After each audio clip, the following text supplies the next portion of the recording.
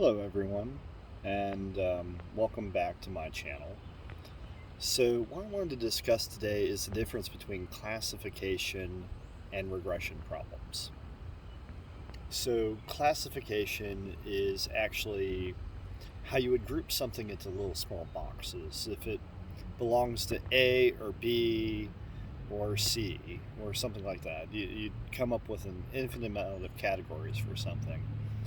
But the other idea is regression. Regression is normally a time-sensitive prediction or a prediction of a mathematical value.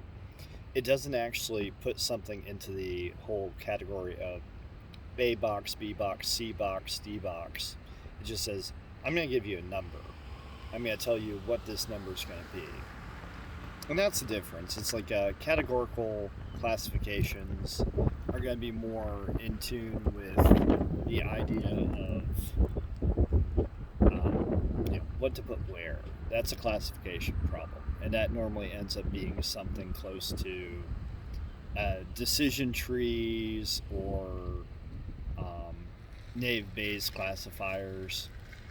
And the other type of problem that you're going to end up with is going to be that regression, which a good example would be linear regression, and that's kind of like the line of best fit that you learned in probably high school statistics on how to predict a value based on previous ones. In fact, a good example would be what we're dealing with COVID vaccines is most COVID cases are actually being predicted using a linear regression. So that would tell you and predict how quickly something is growing or how quickly something is receding just by giving you a simple graph. It's not going to give you a categorical A, B, C, or put it in a box. It's just going to tell you what it is. And that's the two major types of machine learning problems, is whether or not you're going through something that needs to be categorized or you're going through something that needs to have a linear prediction.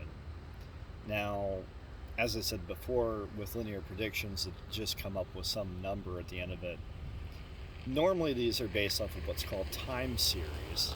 And time series is basically, saying that this is a time-sensitive approach. You have a start and end. You normally have one feature, which is features are columns, by the way. And those features just have a timestamp on them. And if you're using a prediction for future value, then that would be a time series as opposed to something categorical or something that's just a linear value of prediction. So I hope that you're finding these useful as I go through them. And please, if you do like my videos, go ahead and like them, subscribe, and share with your friends.